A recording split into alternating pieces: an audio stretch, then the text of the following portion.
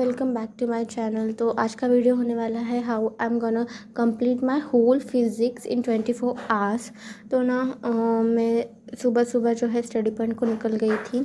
तो हम ना आज के दिन क्या करने वाले हैं, एक स्ट्रैटेजी है मेरे पास जिससे आप अपना फिज़िक्स 24 आवर्स में कंप्लीट कर सकते हो और वो काफ़ी ज़्यादा इफ़ेक्टिव भी है। तो आपको क्या करना होगा, सबसे पहले आपको सारे शॉर्ट नोट्स निकाले हुए होने चाहिए आपके पास। जब हम जैसे कि मैंने कब शॉर्ट नोट्स निकाले थे, जब मेरे लेक्चर्स हो रहे थे क्लासेस में, तो उसी टाइम पे ना मैंने अपने साथ ही साथ शॉर्ट नोट्स निकाल लिए थे। तो मेरे पास सारे चैप्टर्स के शॉर्ट नोट्स हैं और मेरे पास एक बुकलेट भी है जिसमें सारे फार्मूला, सारी डेफिनेशंस और सारे कंसेप्ट है।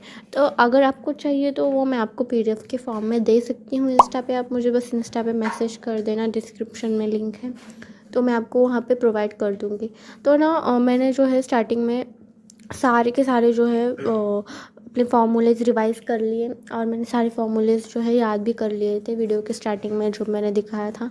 तो ना उसके बाद ना मेरे पास ये कुछ फॉर्म में ना पीडीएफ के फॉर्म में कुछ प्रिंट आउट्स थे जो कि मुझे अपने क्लासेस ने प्रोवाइड किए थे। इसमें क्या होता है ना, स्टार्टिंग में जो है हमें सारे फार्मूलाज दिए गए होते हैं, सारे इंपॉर्टेंट कंसेप्ट दिए गए होते हैं 2-3 पेजेस में। और उसके बाद हमें ना 40 से 50 जो है क्वेश्चंस होते हैं। हर फॉर्म का एक क्वेश्चन होता है और ये फिज़िक्स के लिए ही अवेलेबल है। तो और उसके बाद ही उसके सॉल्यूशंस भी साथ ही साथ होते हैं। तो वो एक छोटे से नोट्स के फॉर्म में होते हैं जो काफ़ी कन्वीनियंट होते हैं और हमें उतना लोड भी नहीं लगता है और 1 घंटे आधे घंटे में वो सॉल्व होके जाता है। तो ना ये काफ़ी कन्वीनियंट मेथड है। तो मेरे पास इसके भी सारे के सारे हैं, तो मैं यही सॉल्व करने वाली हूँ। तो आई हैव डिसाइडेड कि जो मेरे पास ना ऐसी कोई बुक नहीं है जिसके पास ना मैं एमसीक्यू सॉल्व कर सकूं, क्योंकि मैंने ली ही नहीं है। मेरे जो क्लासेस है उसमें मुझे बुकलेट्स प्रोवाइड किए थे जिसमें पीवाईक्यू भी है, एक्स्ट्रा क्वेश्चंस भी है, एम्स के जेई के सारे उसी में है। तो आई प्रेफर दैट। बट ना आज के दिन जो मैं 24 आवर्स में ये सब कुछ करने वाली हूँ उसमें मैं वो इंक्लूड नहीं करने वाली हूँ। मैं सिर्फ पीवाईक्यू लगाने वाली हूँ, क्योंकि अगर मैं ऐसे करते बैठी तो आपका एक हफ्ते में भी सिलेबस कंप्लीट नहीं होगा। कन्वीनियंट यही है कि आप एमसीक्यू के पीवाईक्यूज ही लगाओ, कुछ एक्स्ट्रा क्वेश्चंस ना करो।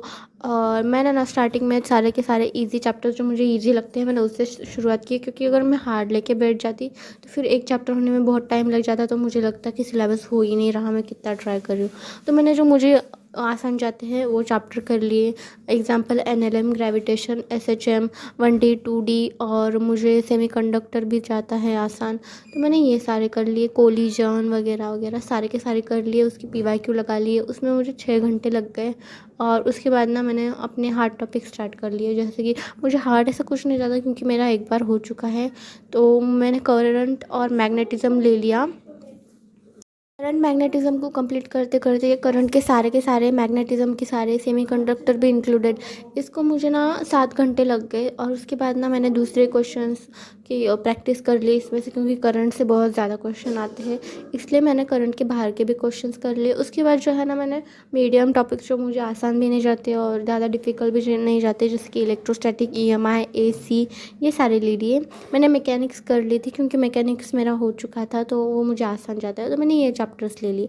ये चैप्टर्स को मुझे बहुत टाइम लग गया, क्योंकि बाकी के मीडियम मीडियम जो चैप्टर्स थे उसमें मैंने पीवाईक्यू भी लगाया, बाकी के चैप्टर्स को मुझे थोड़ा ज़्यादा टाइम लग गया, तो मैंने उसके भी पीवाईक्यूज कर लिए। और उसके बाद बचे हुए जो चैप्टर्स थे उसको मुझे ज़रा सा ज़्यादा टाइम लग गया। जैसे कि मैंने ना स्टार्टिंग में जो एटम और न्यूक्लियर किया था, ड्यूअल किया था, उसके पीवाईक्यू लगाते लगाते मुझे और ज़्यादा टाइम लग गया। और हो करंट के जो थे, करंट और मैग्नेटिज्म में मुझे सबसे ज़्यादा टाइम लगा। उस करंट और मैग्नेटिज्म में मुझे 6 घंटे तो 2 चैप्टर में ही लग गए, क्योंकि मैग्नेटिज्म की मैंने तीनों सीरीज़ कर ली थी। और उसके बाद इलेक्ट्रोस्टैटिक वो तो मेरा हो गया था, बट उसके पीवाईक्यूज लगाने में मुझे और ज़्यादा जो है टाइम लग गया। तो मैंने वो सब कुछ कर लिया और फिर मैंने नोट्स भी पढ़ लिए साथ साथ, और फिर मैंने फार्मूलाज भी लगा लिए। मेरे पास एक फार्मूला बुक भी है, मैंने वो भी कर ली। और फिर जो है ना मैंने अपने बुकलेट से भी क्वेश्चन सॉल्व किए। तो जो इम्पोर्टेंट थिंग क्या होती है कि अगर आप एक चैप्टर कर लो तो उसके साथ अगर आपने पीवाईक्यू नहीं किया तो वो चैप्टर करने का कुछ भी फ़ायदा नहीं होता, वो यूटिलाइज नहीं हो जाता। तो इस टाइम तक ना रात के 1 50 हो गए थे लगभग, तो मेरा सोने का टाइम हो गया था। तो फिर मैंने फेस वॉश वगैरह कर लिया और आई डिसाइडेड कि मैं सुबह उठ के थोड़ा सा बायोलॉजी करूँगी, क्योंकि मैं कंटिन्यू फिजिक्स नहीं कर सकती, आपका दिमाग चला जाता है इतने सारे क्वेश्चन करके, ये सब कुछ करके। तो मुझे बहुत ज़्यादा नींद आ रही थी, तो आई डिसाइडेड कि मैं सो जाऊँगी। और जो है ना, आपको ये याद रखना है कि फ़िज़िक्स आप जब भी हाथ में लें तो स्टार्टिंग के आपके 2 चैप्टर बिना कहे ही अच्छे से हो जाने चाहिए, जो कि है बेसिक मैथ और स्केलर वेक्टर। तो ये नेक्स्ट डे है, और नेक्स्ट डे को जो है ना, मैंने बायो ले लिया था सुबह के लगभग 7 बज रहे थे, तो मैंने बायो ले लिया था और मैंने बायो कर लिया। तो मैंने बायो कर लिया और मैंने बायो करने के बाद अपने जो है बाकी के क्वेश्चंस लगा लिए थे। तो मुझे बायो के क्वेश्चंस मैंने जो है प्रिंसिपल के लगाए थे। प्रिंसिपल मुझे थोड़ा सा हार्ड जाता है। बायो करने के बाद जो है मेरा मूड भी थोड़ा फ्रेश हो जाता है, तो मैंने बायो कर लिया 1-2 घंटा। फिर मैं घर चली गई और 11 बजे मैं वापस आ गई नाश्ता वगैरह करके। और फिर जो है मैंने फिर से फ़िज़िक्स ले लिया, और फिज़िक्स लेने के बाद ना मैंने अपने जो है मेरे जो कोचिंग के कुछ क्वेश्चंस पेपर थे, मैंने वो सॉल्व कर लिए, ताकि मुझे आइडिया लग जाए और मुझे प्रैक्टिस भी हो जाए। तो मैंने क्वेश्चन पेपर्स, और मैं ना क्वेश्चन पेपर ऐसे ही सॉल्व करती हूँ जैसे हमें हॉल में दिया जाता है क्यूआर का।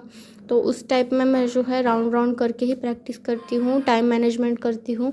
तो उसी तरह से मैंने जो है सारे के सारे पीवाईक्यूज़ जो है 720 मार्क्स वाले वो कर लिए। मैंने बायो सेक्शन छोड़ दिया था, मैंने उस टाइम से ही टाइम लिया, 1 घंटा ही दिया था मैंने फ़िज़िक्स को। तो उस टाइम से मैंने जो है 4-5 पेपर भी सॉल्व कर लिए। और फिर बारी आई जो चैप्टर मेरे रह गए थे बाकी सब करके उनकी, तो मैंने उनको ले लिया वो चैप्टर करने को। तो मैंने जो है ग्रेविटेशन ले लिया, ग्रेविटेशन के पैरेलल में ही मैंने जो है इलेक्ट्रोस्टैटिक ले लिया। मैंने ये सब कुछ कर लिया, और उसके बाद मैंने कोलिजन, सीओएम और थर्मो ले लिया, और केटीजी ले लिया, जो कि मुझे आसान जाते हैं पर मैंने छोड़ दिए थे लास्ट में, तो मैंने वो कर लिए। तो ये स्ट्रैटेजी होती है ना कि अगर आपके जो है राउंड शुरू हो गए तो आपको एक दिन में सिलेबस कंप्लीट करना होता है, क्योंकि फुल सिलेबस टेस्ट आते हैं। तो उसमें ये स्ट्रैटेजी सबसे काम आती है, ताकि आपको ऐसा ना लगे कि आपको कुछ हुआ नहीं है। और अगर आपको कोई क्वेश्चन आया भी नहीं हो और जब घर आके आप प्रैक्टिस करो, तो आपको ये तो याद रहे एटलीस्ट कि हाँ, ये मैंने अटेम्प्ट, मतलब ये मेरे नज़र के नीचे से गया था, मुझे इसका फॉर्मूला पता है। तो आप घर आके प्रैक्टिस अच्छे से कर सको, इसलिए ये स्ट्रैटेजी सबसे बेस्ट है 24 आवर्स में। लगभग 24 आवर्स मेरा तो पूरा हुआ नहीं पीवाईक्यू लगाने के बाद भी। तो मुझे ना थोड़ा सा ज़्यादा टाइम लग गया था, मुझे लगभग 5 घंटे थोड़े से ज़्यादा लग गए थे विदाउट स्लीप। मैंने स्लीप इंक्लूड नहीं की थी, पर उससे भी, क्योंकि मैंने बीच में बायो भी लिया था मूड फ्रेश करने के लिए। तो ये कुछ स्ट्रिक्टली नहीं होता है कि 24 आवर्स में ही हो जाए, क्योंकि फ़िज़िक्स है यार, थोड़ा ऊपर नीचे तो होता ही रहता है। तो मैं होप करती हूँ कि आपको इस वीडियो से हेल्प मिली होगी कि आप अपने जो है 24 आवर्स में अपना सिलेबस कैसे कंप्लीट कर सकते हो।